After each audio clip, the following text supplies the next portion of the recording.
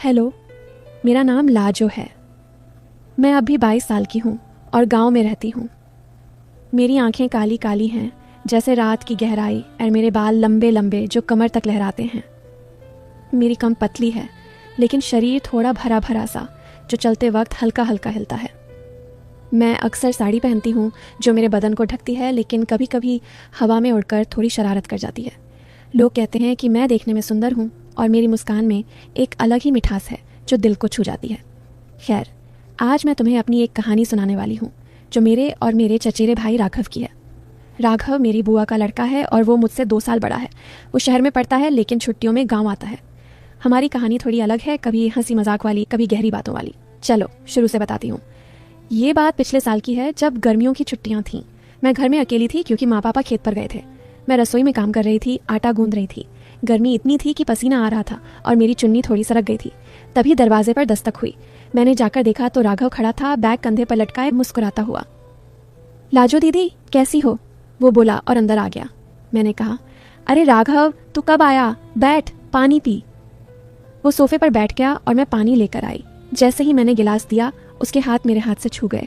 वो थोड़ा रुककर बोला, दीदी तुम्हारी उंगलियां कितनी नरम हैं, जैसे मखमल। मैं हंस दी लेकिन दिल में एक अजीब सी हलचल हुई। मैंने सोचा ये क्या बोल रहा है, लेकिन मैंने मजाक में कहा, हाँ आटा गूंदने से ऐसी हो जाती हैं, तू भी ट्राई करना। वो हंसा और बोला, क्यों नहीं, दिखाओ कैसे गूंदती हो। मैं रसोई में ले गई और हम दोनों आटा गूंदने लगे। उसके हाथ मेरे हाथों के पास थे, कभी छूते कभी नहीं। वो बोला, दीदी ये आटा इतना चिपकता क्यों है, जैसे कोई चिपकना चाहता हो। मैंने कहा, अरे पानी कम डाल वरना चिपक जाएगा। लेकिन उसके शब्दों में कुछ और मतलब लग रहा था। हम हंसते हंसते काम करते रहे और वो बार बार मेरी तरफ देखता। मैंने सोचा कहीं ये कुछ सोच तो नहीं रहा, लेकिन नहीं, वो तो बस मजाक कर रहा था। शाम तक हमने खाना बनाया और फिर छत पर बैठकर बातें करने लगे। रात हो गई थी लेकिन गर्मी से नींद नहीं आ रही थी। मैं अपनी चारपाई पर लेटी थी और राघव बगल वाले कमरे में। तभी वो आया, दीदी नींद नहीं आ रही, चलो कुछ बातें करें। मैंने कहा, ठीक है, लेकिन धीरे बोलना, घर वाले सो रहे हैं। वो मेरी चारपाई के पास बैठ गया और हम बातें करने लगे। वो बोला, दीदी तुम्हारी आंखें कितनी गहरी हैं, जैसे कोई रात छुपा हो। मैं शर्मा गई लेकिन बोली, अरे क्या बकवास कर रहा है, तू शहर में क्या क्या सीख कर आया। वो हंसा और बोला, कुछ नहीं, बस तुम्हें देखकर लगता है कि तुम में कोई जादू है। अगर मैं तुम्हारा हाथ पकड़ूं तो क्या होगा। मैंने चौंक कर कहा, राघव क्या बोल रहा है, हम भाई बहन हैं। लेकिन उसके चेहरे पर एक शरारती मुस्कान थी, जैसे वो टेस्ट कर रहा हो। मैंने विषय बदल दिया, बताओ शहर में तेरी कोई गर्लफ्रेंड है। वो बोला, नहीं दीदी, लेकिन अगर होती तो तुम्हारी जैसी होनी चाहिए, जो इतनी नरम और मीठी हो। उसके शब्दों में डबल मीनिंग था लेकिन मैंने अनदेखा किया। हम रात भर बातें करते रहे, कभी हंसी कभी गंभीर। वो मेरे पैरों के पास बैठा था और कभी उसका हाथ मेरे पैर से छू जाता। मैं सोचती रही कहीं ये आगे कुछ करने की सोच तो नहीं रहा, लेकिन वो बस बातें करता रहा। और सुबह हो गई। अगले दिन सुबह हम दोनों घर के पीछे वाले बगीचे में गए। वहाँ आम के पेड़ थे और मैं आम तोड़ रही थी। राघव बोला, दीदी मैं ऊपर चढ़कर तोड़ता हूँ। वो पेड़ पर चढ़ गया और मैं नीचे से पकड़ रही थी। जैसे ही आम गिरता मैं उसे पकड़ती। एक बार वो थोड़ा फिसला और मैंने उसे संभाला। उसके बदन से मेरे बदन का स्पर्श हुआ, लेकिन बस एक पल का। वो बोला, दीदी तुम्हारी पकड़ कितनी मजबूत है, लेकिन नरम भी। मैंने कहा, अरे गिर जाता तो क्या होता, सावधानी से। लेकिन उसके शब्दों में फिर वही बात लग रही थी। हम पूरे दिन बगीचे में रहे, फल तोड़ते, पानी चलाते। वो बार बार मेरी मदद करता, जैसे मेरी कमर को छूकर मुझे संभालता। मैं सोचती ये क्या इशारा है, लेकिन वो कहता, दीदी गिर जाओगी। शाम को हम घर आए और रात फिर वही बातें। इस बार वो बोला, दीदी अगर मैं तुम्हें गले लगा लूं तो क्या होगा, बस भाई बहन वाला हग। मैंने मना किया, नहीं राघव, रात हो गई है, सो जा। लेकिन दिल में सस्पेंस था, कहीं वो सच में कुछ करे तो। लेकिन वो हंसकर चला गया। ऐसे ही दिन बीतते गए। एक दिन हम घर के पुराने कमरे में सफाई कर रहे थे। वहाँ पुरानी किताबें थीं और धूल भरी थी। मैं झाड़ू लगा रही थी और राघव किताबें साफ कर रहा था। धूल से मैं खांसने लगी और वो मेरी पीठ पर हाथ फेरकर बोला, दीदी आराम से, मैं साफ करता हूँ। उसका हाथ मेरी पीठ पर था और थोड़ा नीचे सरक गया। मैंने झट से हटाया। राघव क्या कर रहा है? वो बोला, सॉरी दीदी, बस धूल झाड़ रहा था, लेकिन तुम्हारी पीठ कितनी चिकनी है। मैंने गुस्से से देखा, लेकिन वो मजाक में बोला, अरे जैसे सिल्क। हम हंस पड़े, लेकिन मेरे मन में विचार आया, ये लड़का क्या सोच रहा है। हम सफाई करते रहे और वो बार बार मेरे पास आता। एक किताब में पुरानी फ़ोटो मिली, हमारी बचपन की। वो बोला, देखो दीदी, कितने क्यूट थे हम। अब तो तुम और भी खूबसूरत हो गई हो। अगर मैं कहूँ कि तुम्हें किस करूँ तो? मैंने चौंक कर कहा। राघव, बंद कर ये बातें। लेकिन वो हंसा। मजाक कर रहा हूँ दीदी, लेकिन सोचो अगर होता तो कैसा लगता। मैंने विषय बदल दिया और हम फोटो देखते रहे।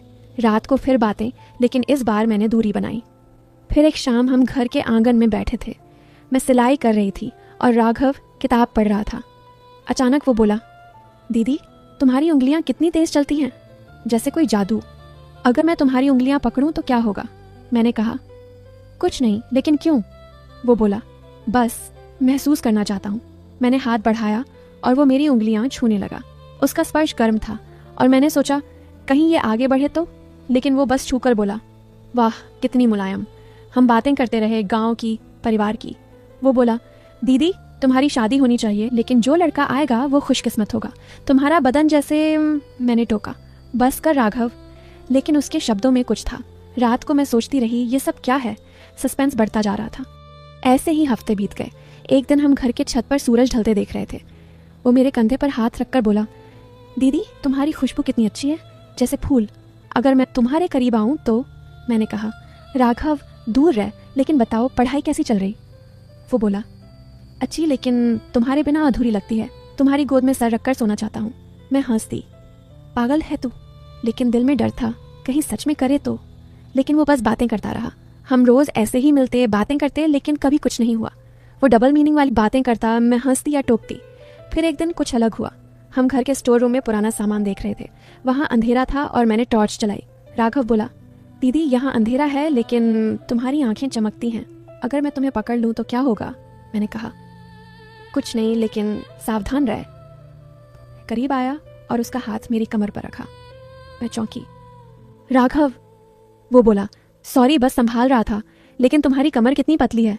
मैंने धक्का दिया, लेकिन वो हंसा। हम सामान निकालते रहे और वो बार बार छूने की कोशिश करता लगता, लेकिन मैंने दूरी रखी। रात को मैंने सोचा ये कहाँ तक जाएगा, लेकिन अगले दिन वो बदल गया। वो बोला, दीदी सॉरी अगर मैंने कुछ गलत कहा। मैं बस तुम्हें पसंद करता हूँ, लेकिन भाई की तरह। धीरे धीरे हमारी बातें गहरी होने लगी। वो अपनी पढ़ाई की बातें बताता, मैं अपनी सपनों की।